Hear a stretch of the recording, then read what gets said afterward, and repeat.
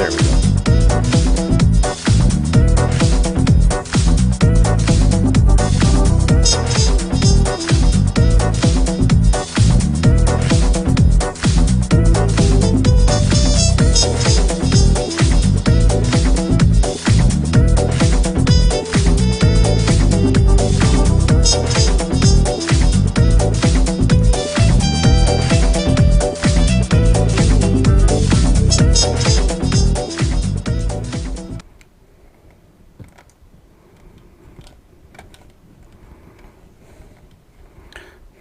Well, I guess I cut into that a little bit early. Welcome everybody to Stryker Blog. Today we got Dave and Stryker with us, and I'm going to go ahead and bring them right on in. Now I see you, Dave. Hello, everybody. Can y'all see me okay? Hey, everybody. I'm good. I'd like to be where Dave is. Well, that looks nice out there on the deck. Steve-O, are we streaming okay? Are we a little bit ahead of schedule, or is it 6 o'clock? Or Yes, it is. it is 6:05, 7:05 my time. 7:05. So we're okay. Good. Well, good. I'm glad everybody's here. Steve-O, I can't see you, but I'm sure you're there somewhere. It looks like I'm seeing my screen twice, Steve-O. Now it just may be because it's showing my my camera back to me. But anyway, Steve, did we lose Steve? Steve-O, you there? I'm still. Steve-O, you there? I'm still here. Yep, I'm here.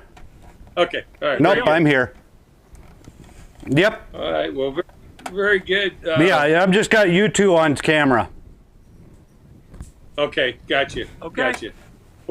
Well, I guess we'll just start off by actually the date today is August the 9th, 2022. So I believe everybody knows that by now.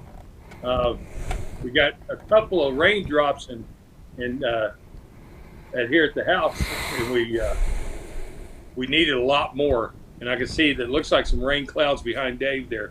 So what we've got is Steve-O is the host. Thank you, Steve, for hosting this. Thank you, Dave, for all you're doing.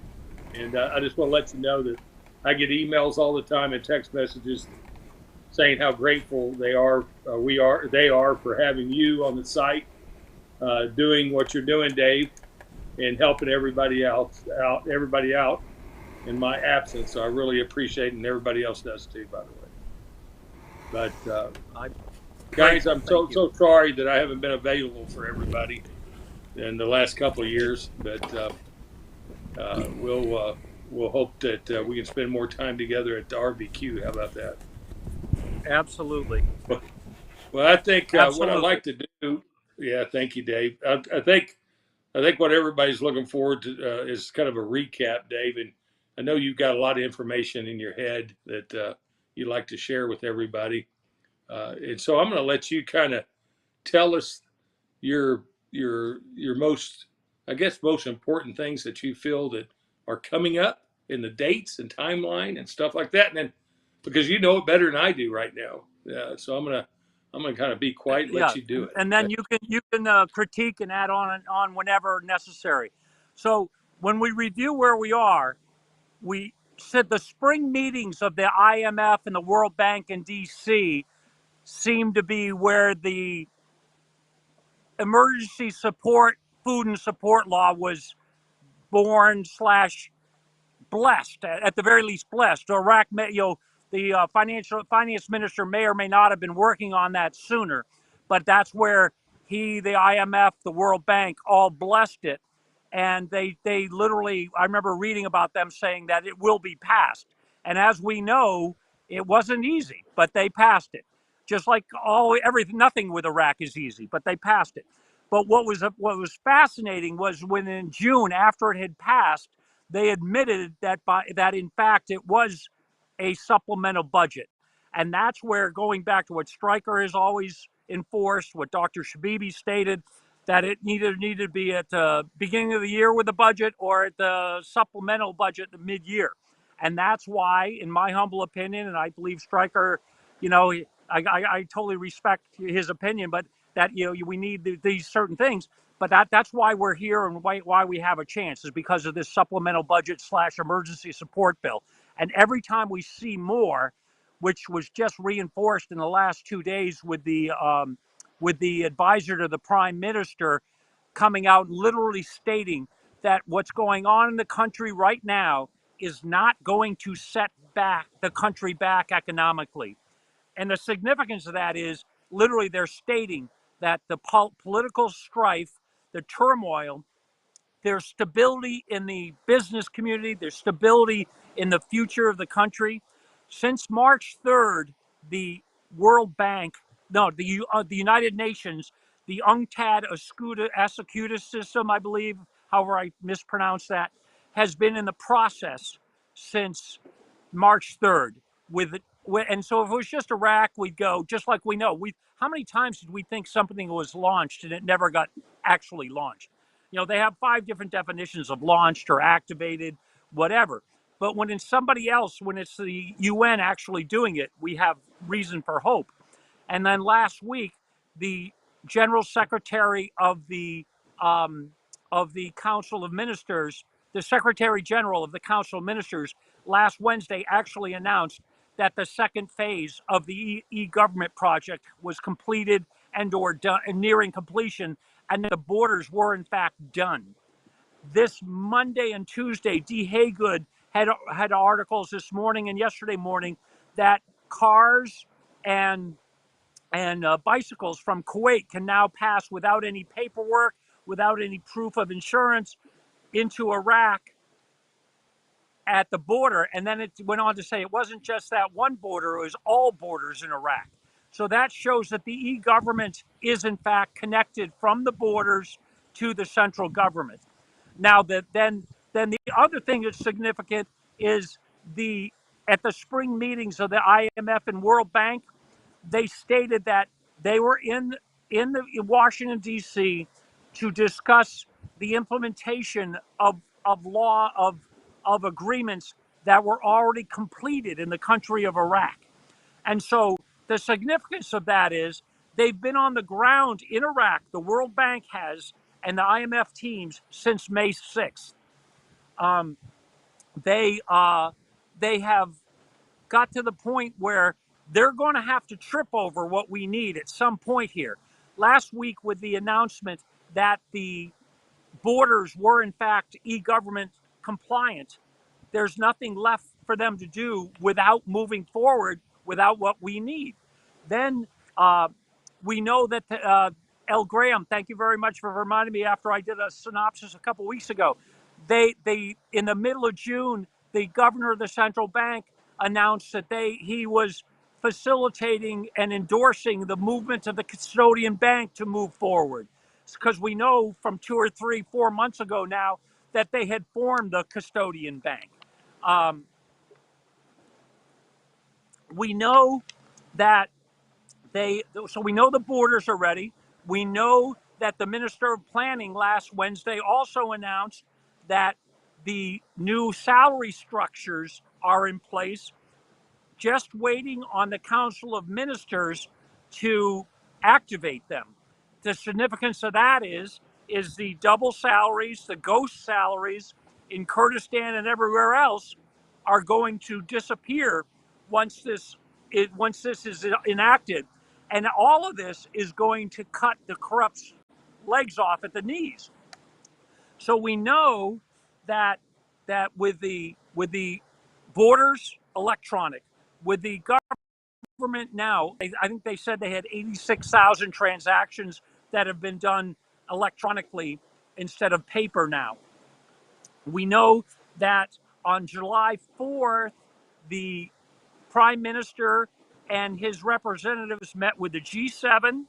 They met with the European Union. They met with the IMF and the World Bank in one room, all endorsing support for Iraq. Well, went into the Gazette. 6 was a 33-page document that I translated, of which that that document that we have, which shows that as of July 6th, they have invited all category A and B banks to be on the new electronic platform that's going to connect them to global banking services, foreign currency exchange, and stock exchange. And they have a choice of getting on there by August 15th, which is next Monday, or being left by the wayside. Then the significance of that is, like M3 had pointed out, that doesn't necessarily mean it's going to happen by next Monday, but that doesn't mean it can either. But it's Iraq. What's interesting from the point of view of timing is they also announced last Wednesday or Thursday, I forget off the top of my head, Homer will know, is they ran that article, not an article, it was a Chamber of Commerce in Baghdad released a 5-minute video explaining that the Senate has made a decision to implement euros. I've never read that anywhere before. I've translated hundreds and hundreds of pages of documentation and never, ever seen that before. We've always seen it's postponed to a future date. It needs, they need secure borders. They need a stable government. And that's the problem we've been worrying about with the corrupt, is the stable government formation. But what was beautiful yesterday, the last 2 days, was with multiple articles from the Prime Minister's assistant, Saleh, pointing out that the political stagnation in the country is not going to stop the economy from moving forward.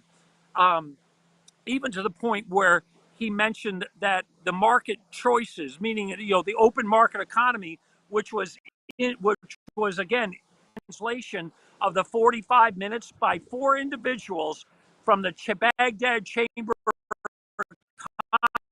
Commerce, denominations, the coins,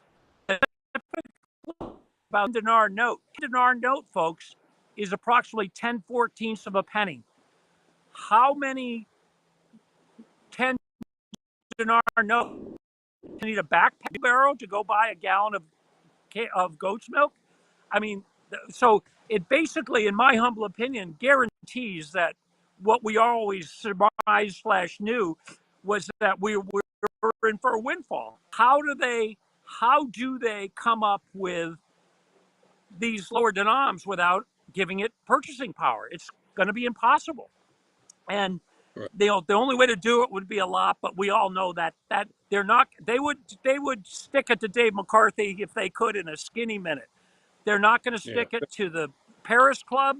They're not going to stick it to the European Union. They're not going to stick it to the World Trade Organization, the United States, the Chinese banks. In my humble opinion, we are right on the cusp of amazing stuff. It's just we got to live long enough to get there, and I humbly pray we do. We're right there. But go ahead, Stryker, chime in, and then. No, that's okay. We've had a lot of patience with this, and we continue to have a lot of patience with Iraq, and understandably. But at the same token, can you imagine what an Iraqi is feeling like, just a typical citizen, when they hear all this different type of news, and we're getting to the point where a lot of the young people don't even know what what the dinar was like at one time, because it was way before their time. But what's happening, and I agree with you, Dave. I mean, it's extraordinary, historic of what we're hearing lately, as far as all the dominoes lining up, and in the right direction for all this to take place. And when you have a video that comes out, them educating the people and talking about 50 and 100 dinar notes, and going back to the law theory, that's an easy deal. They could have done that at any time without all the studies. We've gone through that before. That's an easy deal if they were going to do something like that. Chop the But when you see these videos and see them bundling up 25,000 dinar notes, in a machine, look at that and go to Dave's point. It takes a lot of those. It's 25 U.S. dollars, really. You know what I mean? On the Yeah. simple math, and it's like, uh,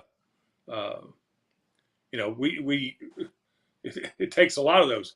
You don't have, of course, that for big bank transactions, I know they got the 100,000 dinar notes and stuff like that, but or did they launch those? I can't year the 100. I get a little confused, and my between heart medications and everything else I'm on, I'll blame it on that anyway for my memory loss. But it's real simple when you look at this, all these dinars being banned and all the piles of it and all that stuff. It makes me think about some of the pictures and videos we've seen of what a trillion U.S. dollars looks like on pallets. It takes up a lot of room. So you look at that, and when they're starting to show that and talk about 50 and 100 dinar notes, smaller denominations, and then the controversy comes out where then yesterday they say no, that's up to the CBI, where the CBI has settled the controversy with the parliamentaries and the other politicians that, you know, I like it when we see stuff, because what that tells me, and I'm sure Dave and Steve-O and others, that they're talking about it. Talking about it. That means it's not the right time to do it. When is the right time to do it? The right time to do it is when all these things Dave's talking about are coming together, and that trigger needs to be pulled, and that's going international.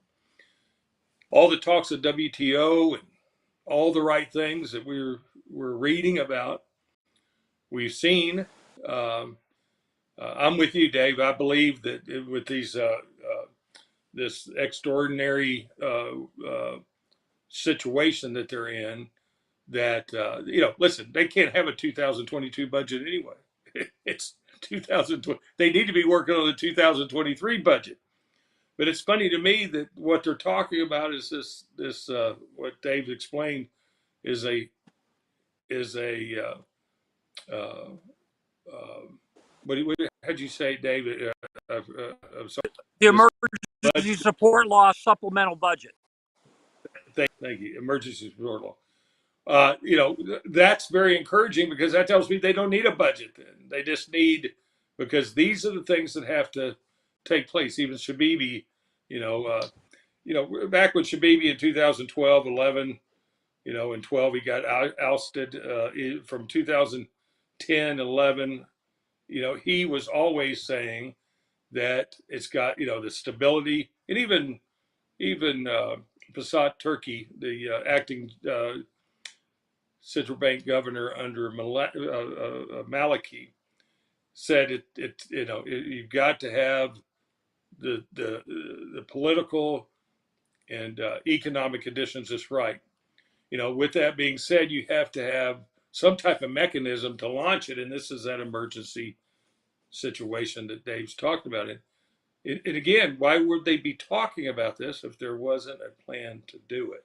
And we have to be cautiously optimistic, because uh, we've been here, done this in similar circumstances. But I don't think, guys, Dave, have you ever remembered all this stuff coming together at one time? I mean, yeah, we've had things that they've talked about in segments, but nothing that's come together on the white. Here you got the white paper, you've got a design and a map of doing it. You've got now you got now economic conditions or economic situations being that they're, the IMF involved, the World Bank's involved, and all these people are involved about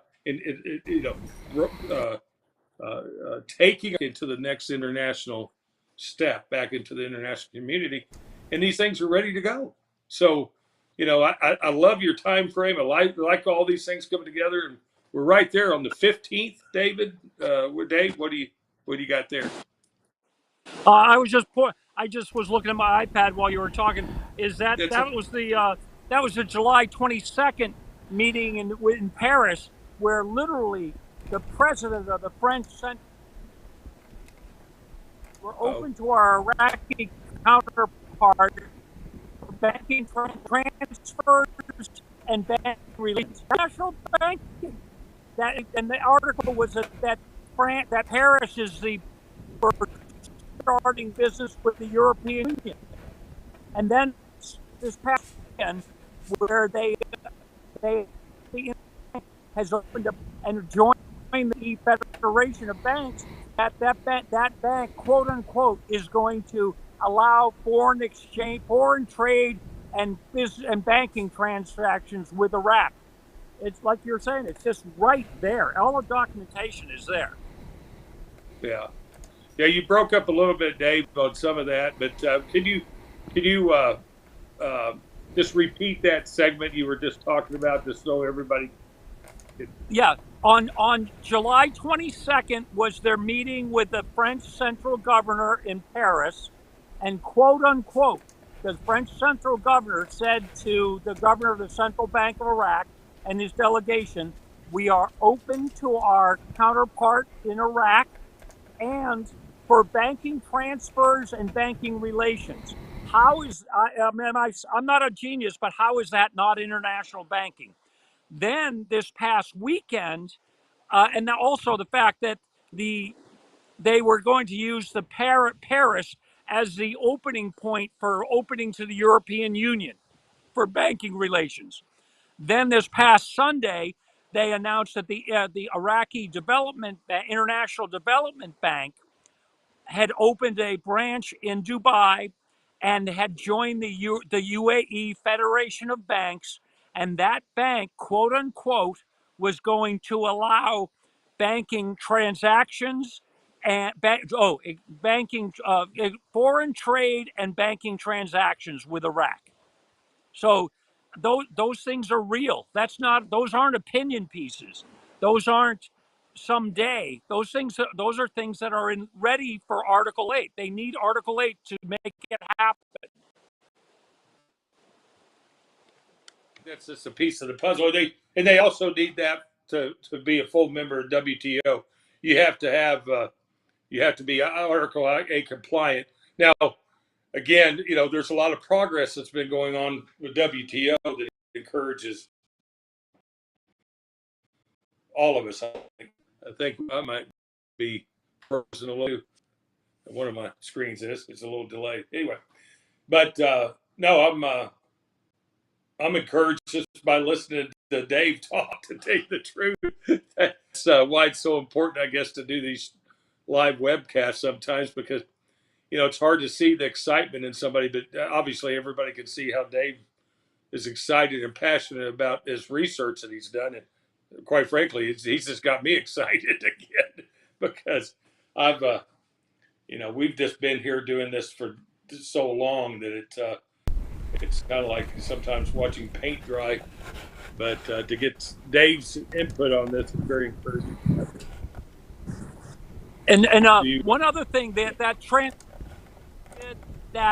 on 15th, all the banks have to sign up by. That's next Monday, folks. This isn't 6 months from now. That's exactly what I was going to ask you on the 15th, and you just said it. What the important benchmark that will be, right? So, I mean, we'll see. I mean, there's no guarantees in life, obviously, but we sure appreciate what you're doing, Dave, and pointing out all these things, and you're on top of it like you are. That's good. So Stryker, I'm glad. God, it's good to talk to you.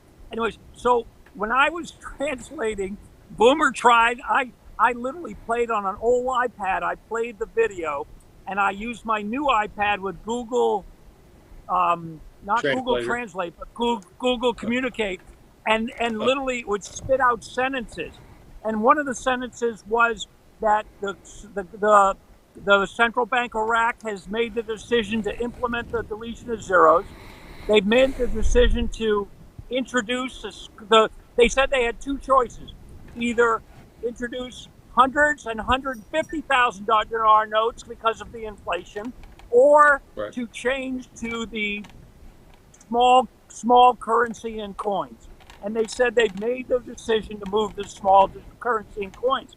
So once they express that to their public, how long can they wait? It's, They, we're chicken feed to them. We're yeah. collateral damage to the greater investors. Yeah. But I mean, the George Soroses of the world who do real currency speculation. We were, I've been in this since Christmas of 2004. A lot of us been around a long time, and thank God bless for your Stryker for having your site, because we all would have got so bored and gone nuts long ago. But it's like, how long can they wait after when you put all these dots together before they do something? In my humble opinion. Well, it's not long. You would think not long at all, because when you look back at this, it's like it reminds me of Shabibi spending all that money on those sorting, bundling, and destroying those machines, those big machines that would count and document and then destroy all these big notes out there that would take them out of circulation. At some point, these machines, and that girl in that video and her, or the guy or whatever, they were bundling all this huge stacks of 2,500 dinar notes, or 25,000 dinar notes. Sorry, reminding me of those machines, and the fact that they're talking about it, they're denying it, yet they're and I tried to find somebody to translate the whole video, but I didn't have any luck. But just the fact that this is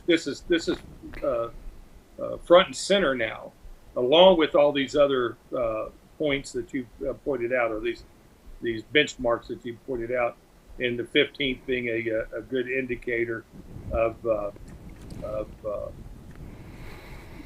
everybody being on the same page. So with that being said, I think that with everything should come together real quick, or what I mean, it doesn't make any sense for them to be doing what they're doing, marketing and explaining, educating to the people, and then like Dave said, not do it. I mean, it doesn't make any sense. Yeah. But we'll just have to wait and see. Yeah. One thing also reminds me, which I know a lot of people are going to have questions about. Well, what happens?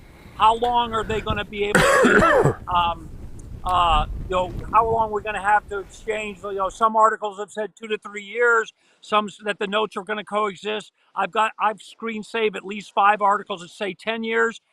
And my answer to my friends up here is, we're going to know when we know. When they That's tell right. us. If they tell us 30 days, folks, I'm going to be running Yeah. over somebody's back to get there. And I got a Yeah. bad knee, but I'll trample somebody.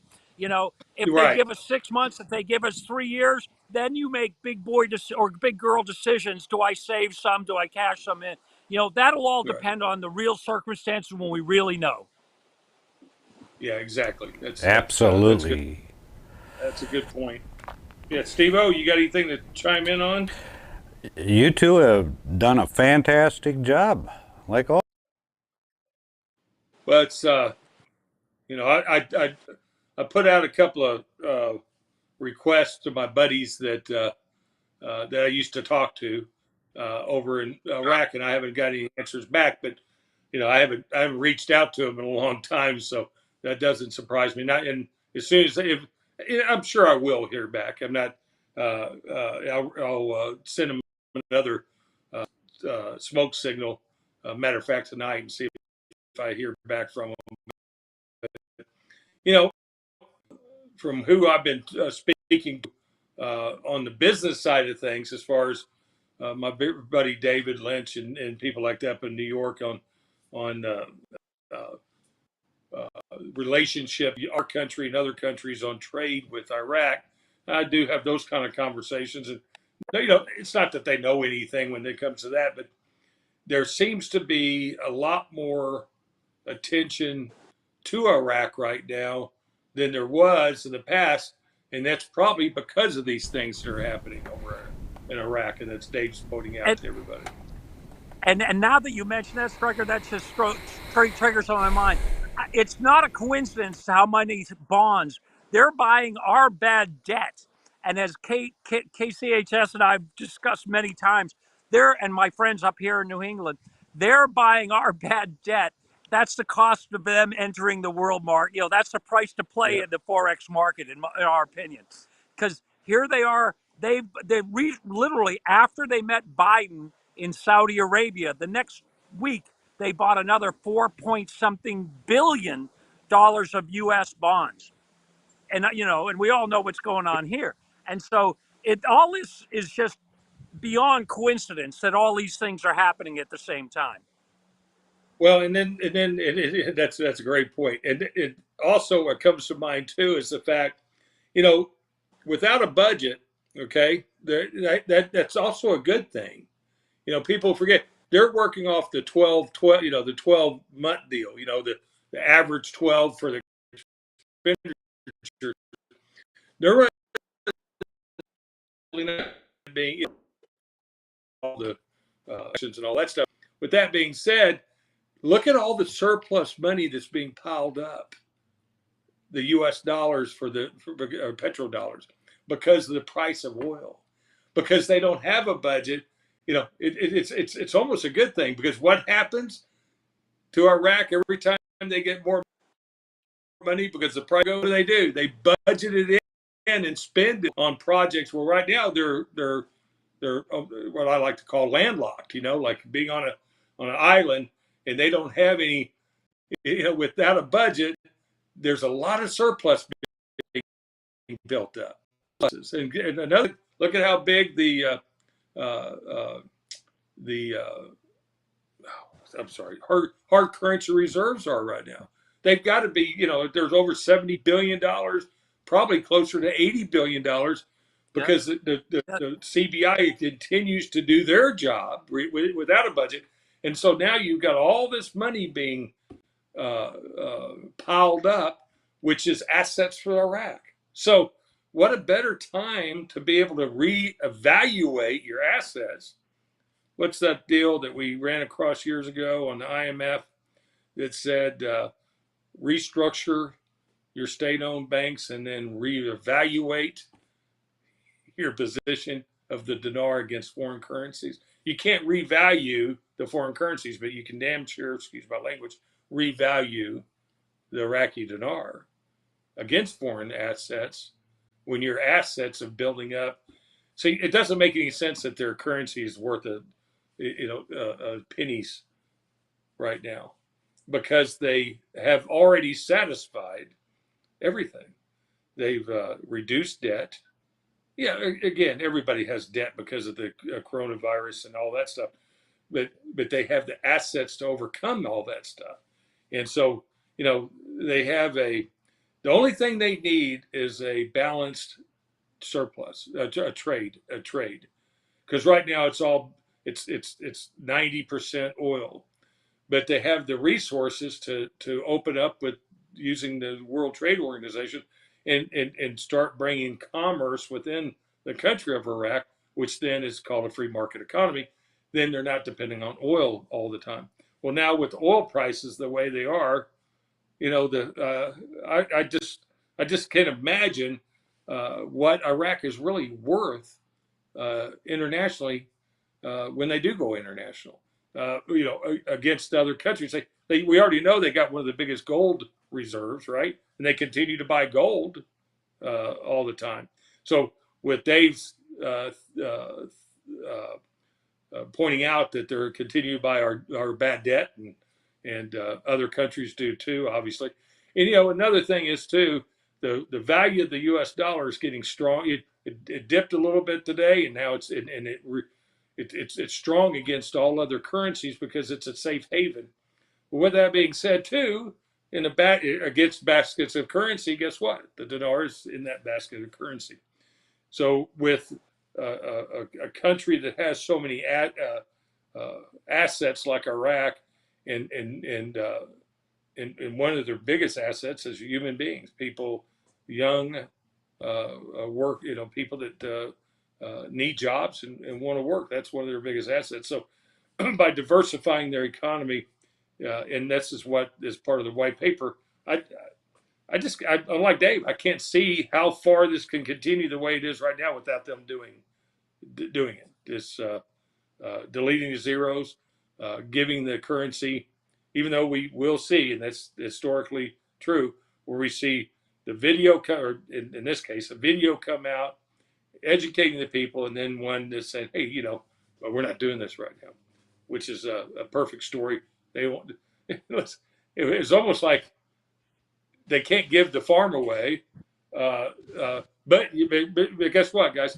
You can't run on the dinar anymore. They can't ship it out of the country. And that's why the dinar is so limited to buy, to exchange, even here. That's why the brokers don't have that many. At least I don't think they do. I haven't really looked at that in a long time to see if they really have any dinars coming out of Iraq, but I don't think there is. I think they continuously limit that, because what they're doing is controlling the amount of hard currency within the country. Also, I have heard too that the U.S. dollar is so dominant over there that most people are using. That means I think they've controlled, and they have burnt or destroyed a bunch of the dinar and the bigger ones, and it's all in U.S. dollar on their spreadsheets or their financial statements. That makes it easier. The reason why I say that makes it easier, that if most of their currencies in the U.S. anyway, and only a certain amount in dinar, that's dinar to revalue. Does that make sense? They don't have to, even though they do have a big M2 money supply, total electronic, that is nothing compared to what it was in 22 cents, or what it was, back in the 70s and the early 80s. They only had $20.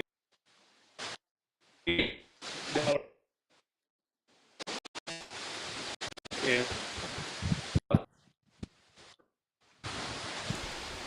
Hey guys, if you can hear me, hang back just 1 second, see if our internet catches up.